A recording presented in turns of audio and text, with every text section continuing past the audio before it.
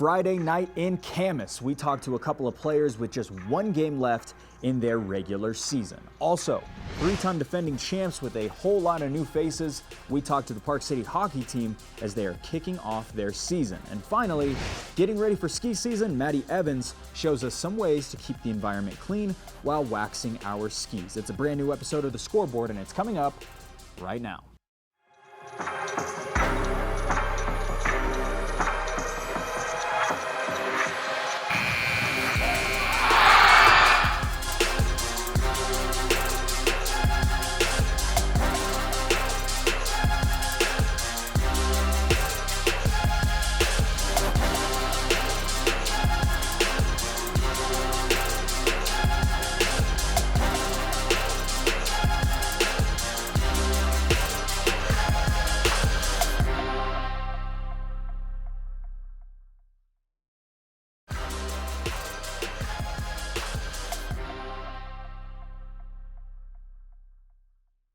Well, it's 9-0 for the South Summit Wildcats. What a weekend it was in Camas. I got the chance to talk to a couple of seniors about the game, as well as a forecast into what the rest of their season looks like, with one regular season game left, but a whole lot of playoffs left to be played for this dominant 2A football team.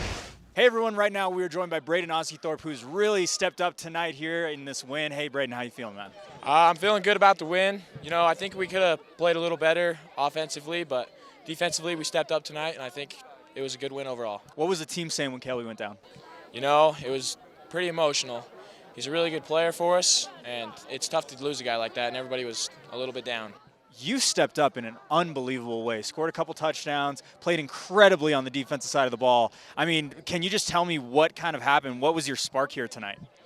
You know, I just felt that, I don't know, it's the last game for these seniors, senior night, you know, last home game before playoffs. I just felt like we needed that edge, you know? Yeah. When you picked up that ball in the end zone off of that safety, when you picked that up, what was going through your head? Oh, I was just hyped. I was just ready to go. I was so excited. It was an unbelievable play for you. And so far, in terms of this season, you're 9-0 right now. Looking forward, you got one more game, and then you got playoffs. What are you looking forward to close out this season? You know, I'm looking forward to next week. You know, we got to take it one game at a time. We got Providence Hall next week. We just got to play that game first, and then we'll look to the playoffs after that. You know, it feels great. Came out a little weak, but, you know, it feels good to get the win, come out second half, and dominate. What were people saying in the locker room at halftime? You know, they were just saying first half wasn't us. Let's put the first half behind us. You know, it doesn't define us. Just go out and ball out second half and take home the dub. You're 9-0 right now, one game left in the regular season. What are you looking forward to as the season comes to a close? Man, just looking forward to playing with these seniors. You know, only got a couple of games left with them. You know, you just got to enjoy the time you have playing football. You know, you only have 4 years, so it goes by quick. So I'm just excited to play with my brothers and hopefully go for that state championship. Who are some of the people that are going to need to step up in his absence? He's one of the most useful offensive threats on the entire team. And so who are some of the people that are going to need to step up? I think there's, like, the whole team's going to need to step up, you know. Me, Braden, are backup slots, so we're going to need to step up, play in offense. But just keep rotating in everyone. All the receivers need to step up. Just the whole team needs to step up. I just want to let everybody out there know that I'm proud of them. Well, they are doing a fantastic job. Noah played great. Brady played great. I mean, so many played great. There's not just one or two names. Really quick, where do you see this team going in the future? I mean, they're looking really good. The second half, they looked more like themselves. Where do you see a future for this team in the next couple of games here as the season comes to a close? Well, our goal has always been a state championship, and I think we're on the road to that. You know, obviously we got to it's one game at a time. Next week we have Providence Hall, and you know, looking at what they did tonight, it's going to be a tough game. So we just need to go out and do our best and do everything that we need to do to win. And that's really what it's all about. You know, I think we have a state championship quality team. We just need to take it one game at a time, do our best, and continue to get better. So when we get to that game, we're ready to play. What is going to need to change with Kelby Thompson being out? Kelby's a great athlete. He is hard to replace. The good thing that we have going for us right now is we are not a one-person team. You know, we work together. Everybody's playing as a team, and like I said before, we're continuing to get better. So, like I said, we will miss Kelby, and hopefully things are okay and we get him back. You know, and if not, I do feel confident that our boys will be inspired to play for Kelby, and they'll be able to get it done. I've got to ask you guys a little bit about this game. The tale of two halves. First half, 5 turnovers. Second half, none at all, and you completely rout them in the second half. What was going on in that first half that was throwing off the offense? I'm just gonna ask him. I don't know. We just at halftime we were just thinking we're better than this. We should not be doing this. We should be killing these guys by 50 at least. So yeah. And so a little bit of frustration, I'm assuming. Yeah. Same as what Tegan said. I feel we weren't all together in the first half, kind of arguing. We just overlooked them, and they got us. Yeah. What was this week like in practice? Did you think that you were overlooking them, like you said? You know, I think we were. We should have worked harder, and we should have definitely watched more film than we did. But, you know, we were prepared. We just needed to have the right mindset, and we didn't at the beginning. What were some of the best things that they did tonight? Their defense was really good. Offensive side of the ball, they weren't looking too good. Their run game was just a couple big plays, and that's it. But their offense was getting it, and we were just getting on each other. That was the big thing this game. What clicked in the second half, Matic? Just, you know, we rallied together. Like Dunk said, you know, we knew we were better than that. We had to dig deep. We had to come out positive, and yeah. Do you have any idea what's going on with Kelby? Have you all been able to talk to him? Has there been any word of like what he's been saying? I've said I love him. I don't know how badly he's injured or anything on that. Some of these other guys might know, but as far as I'm aware, no. Yeah, Kelby's a tough kid. I mean, his dad was like, "Oh, it's just a fracture. You're good. Get back out there." Which Kelby was like, "Yeah, get me back out there," but the doctors wouldn't let him. So, he's a tough kid. He'll be back. Hopefully he will be back. You've got one game left in the regular season, and then playoffs are here. What are you most looking forward to close out this season? I'm going to go back down the line again. I'm looking for that Beaver game. I want revenge. Same as what he said. You know, finish strong. There's a lot of big games going on this week. Beaver San Juan next week. Summit Academy, Emory. Some big games for Reed. Yeah, I'm just excited for those last 2 games, biggest games of the year. Yeah. I'm excited for the next game. I'm looking at the next game. I'm not looking to the playoffs yet. Same. I'm looking at Providence Hall. They're a great team, but after that, you know, just got to go all out, ready for playoffs. Based off tonight, I'm just looking forward to playing with these boys. You know, I had a lot of fun, and we came together in that second half more as a team than I think we've ever come together. Yeah. Is that something that's an intangible here? Is that going to be the most important thing coming into these 2022 playoffs, especially thinking you've got San Juan, you've got Beaver, you've got these big teams that you do kind of have not rivalries with, but a little bit of beef, I would say. Yeah, we're just going to have to dial in and be super focused because if we let off the gas one time in any of those games, we're screwed. Yeah. One word to describe this team so far this season. I don't know. Tough. I'm going with tough. Family. I'm going to do tough too. Togetherness. Electric. Brothers. South Summit Wildcats, make sure to catch them for the end of the 2022 season. They're undefeated so far, and they're not looking to change that.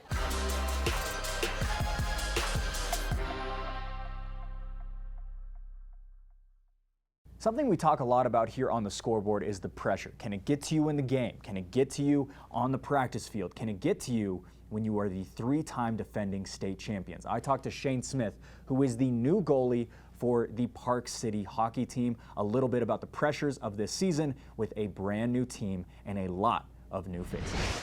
Hey everyone, right now we are joined by junior Shane Smith over at the Park City Ice Arena. And hey, it was a fantastic game tonight. You get the win. How you feeling? Oh yeah, good. It was a fun game. Looking for a little bit more out of the sophomores and freshmen, but so far they're doing really well, and hopefully we'll put it together. Yeah, that's a big thing I wanted to talk about was this year you lost a ton of seniors last year.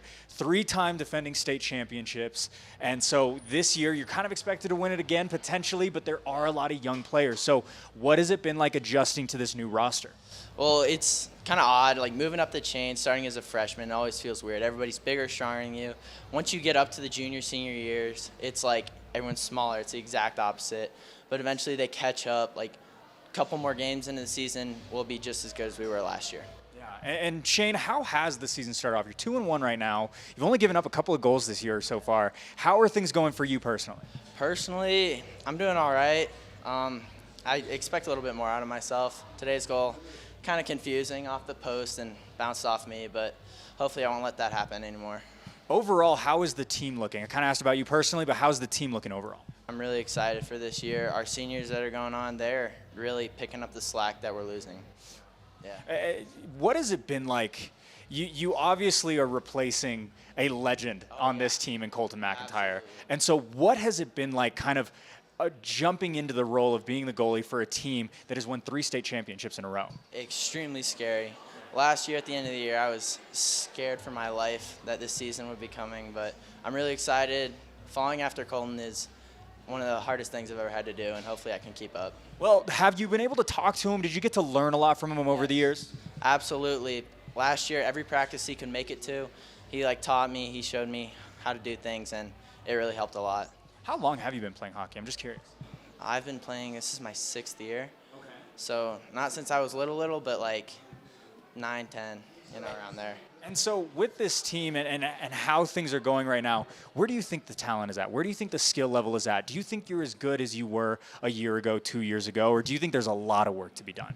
I think I've gotten a lot better, but there's still a lot of work that needs to be done. There's a lot more pucks I need to stop. I still got a lot more season to go and practices to do, but hopefully I get a lot better. What has the offense been looking like? They picked up 3 goals here tonight. They've looked really, really solid. A couple missed opportunities from here and there, but overall, what's the offense specifically looking like? It's looking pretty good, but every year it's just like getting used to your lines, and hopefully everybody will start put more pucks in the back of the net. We lost one of our better players tonight, Eric Jakes. He's definitely a legend. He scores a lot. And so with that all being said, you got a long season ahead of you. You got a lot of things to work on and things like that. Who's some of the big competition? I know Brighton was the big team last year. Who's it looking like this year? Brighton, I think they're going to be the biggest competition. And then the Stars, too. They don't have the best team. Their team's not that good, but the goalie is unbelievable. Definitely one of the better ones on the state. With that all being said, looking forward, do you think you end up back in Dallas again this next year? Yes, absolutely. Do you think you come away with another state championship? Oh, yeah. If we pick it up, which I know we will, we definitely will. What are some of the things you think you'd like to see get picked up? What are some of the things that you'd like this team to improve on over the course of a few months? Because this season is longer than most high school seasons. That's true. I'd like to see a little bit more plays coming out of the offense, but it's like I said, they don't really know each other too well. But once we get more into the season, they will absolutely be picking it up, playing well. The team you played tonight was very chippy. There was a lot of commotion going on in the crowd and things like that. What did you see out there? I saw a lot of big hits. Some of them were really scary. I wouldn't want to be receiving that, but it was really fun to watch, watching my team blow a couple of kids up, but entertainment for me. Looking forward to the rest of the season, who's the number 1 team you're looking forward to? Brighton. Yeah, I'm looking forward to playing them. It's going to be a hard game, but I'm really looking forward to it. Well, you got to make sure to catch Shane Smith here in Park City as well as all over the state this year. Shane, we can't wait for the rest of the season. Thanks so much, man. Great job.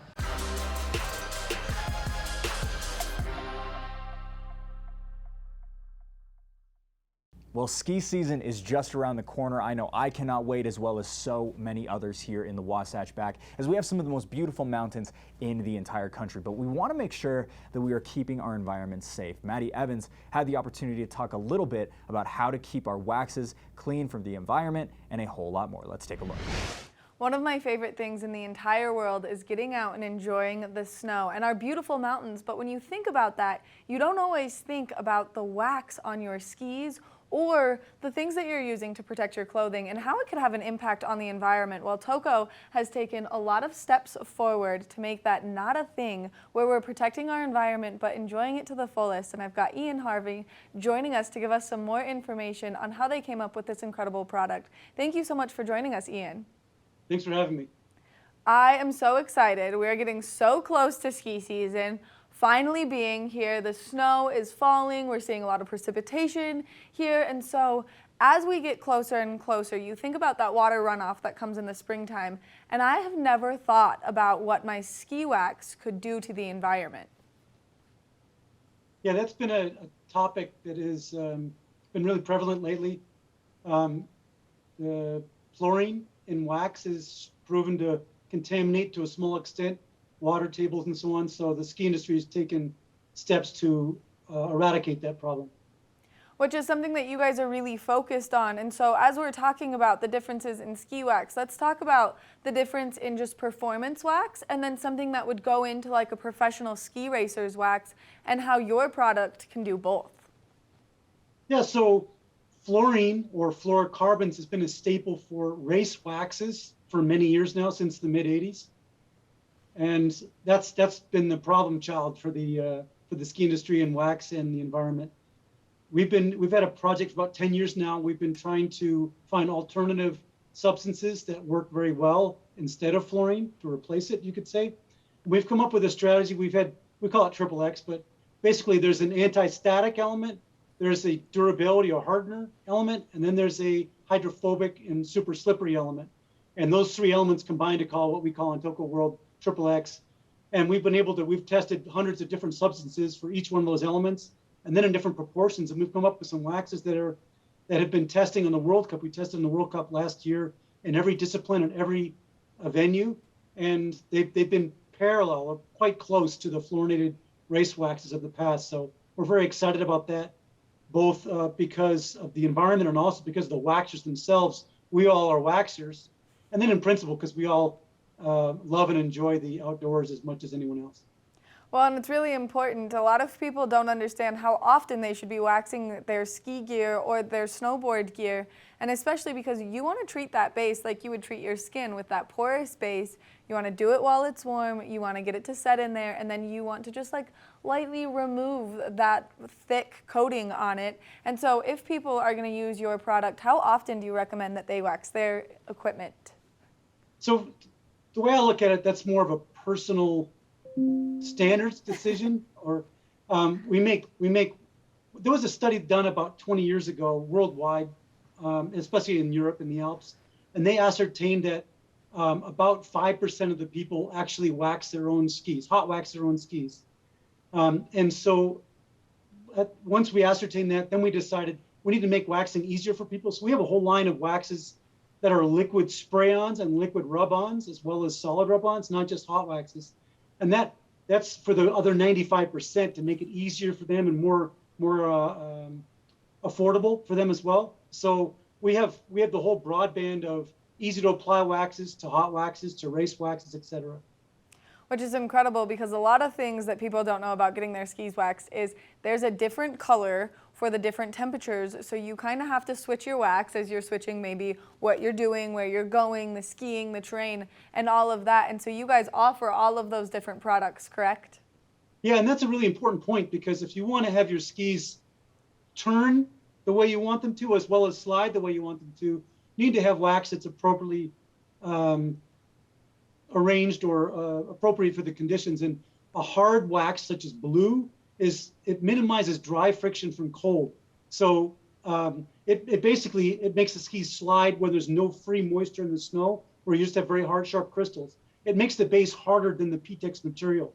Whereas the other extreme would be yellow, and that's very hydrophobic. It's greasy and hydrophobic, and it's very water repellent, which is what hydrophobic means. And so the properties of the wax are very different.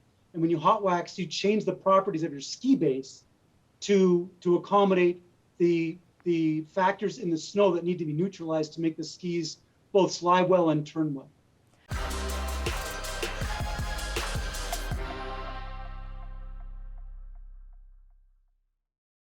My favorite analogies that I grew up using in the ski industry, as I'm a product of working in the ski shops, being raised in the ski shops, is you treat your skis the way you treat your skin. And so your skis are just as porous as your face is. If you take an ice cube and rub it on your face, it's not going to feel as great, but if you put like a thick coating of lotion on there and then you rub it on there, you're not going to feel it as much. I think that's an appropriate analogy. Yeah, I would agree with that. That's the one that my father always taught me. Now, shifting gears a little bit from the skis, you guys also help people keep things and like clothing and boots and whatever it is waterproof, and that way it stays good through the winter seasons as well without putting those harsh chemicals into the environment. So yeah, Toco makes a product line called Toco Care Line. Care Line is a line of detergents and waterproofers for technical apparel or like backpacks, tents, etc. and equipment. None of the products, of course, have fluorine or anything like that in them. But they perform very well. Our advantages, for example, the one you just showed there is Eco Tech Wash, a textile wash. That product has no phosphates in it, no harsh enzymes. It's completely renewable raw resources and materials from raw resources. And another thing about that is it's very concentrated. The market leading product in this category is 1/5 as concentrated as this product, the textile wash. And that's significant because it also means 1/5 the bottles, 1/5 the boxes, 1/5 the amount of trucks and gas used to distribute, and so on. So it's not just less expensive because of its concentration, but it's more eco-friendly. Other than that, the products are comparable. But that's a key point, I think. That is a key point, and especially as you're going to use that kind of tech wash to get everything nice and dialed in for the ski season. I know that my gear could definitely use a solid wash, but one of the things that I'm most worried about is the more times you wash it, the more you're going to damage that waterproof coating, and to have a product like this is so important, and especially as we're gearing up for the winter. So that's true. The product we just talked about, Eco Textile Wash, also has less enzymes in it, which eradicates DWR coatings, the durable water resistant coatings, as well as it creates wear on the apparel where you see colors fading. But we do make a product called Eco Textile Proof, and that is how you can restore the water resistant layer of outerwear while also keeping it breathable. A lot of people don't realize that you apply, or you want your outer layer to be water resistant for two reasons. One is to stay dry, of course, but the second one is if that outer layer becomes saturated with water, then the garment is no longer breathable. And you get that garbage bag effect, if you know what I mean. Yes. So using an Eco Textile Wash is textile proof is very important. And you guys create all of these products, which makes it nice and convenient. So if people would like to shop your products, that way they can bring everything home with them, from the waxes to the washes to just everything that they can do. What's the best way for them to find you guys? So we're in a lot of local dealers, but different dealers carry different product categories. So the most universal way to do that is to go to tocous.com. There we've got every single product that we make. And that way people can just shop online, get it delivered to their door, and especially if they're like maybe traveling a lot right now, which a lot of people are now that we're in that slower season. And then one other thing, if people want to follow you guys on social media, can they do that? Yeah, tocous.com and TocoUS on Instagram, Facebook, etc.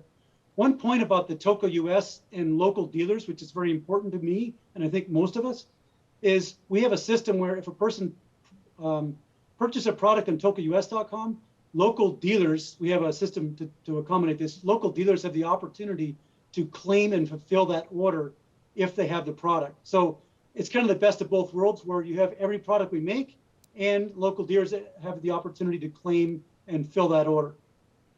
Which makes it nice and convenient, and especially if someone's out and about already running errands, they go online, they buy it, and then maybe they can just stop by and grab it right there at one of their local dealers, or that's a great way for them to just track that product down right here locally. Yep, exactly. Ian, thank you so much for taking the time chatting with us, and then thanks for all of the hard work that you guys put in to help protect the environment. We want to see this snow keep coming, and this is a great way, one of those steps that you can take to continue to see that snow keep coming. Well, I think just living responsibly is the best step we can take. We all love winter and winter snow sports, and I think it's in our best interest to live accordingly, to respect the environment, and to support those products and organizations that respect the environment. 100%, and we're so grateful that you guys are doing just that with all of your incredible products.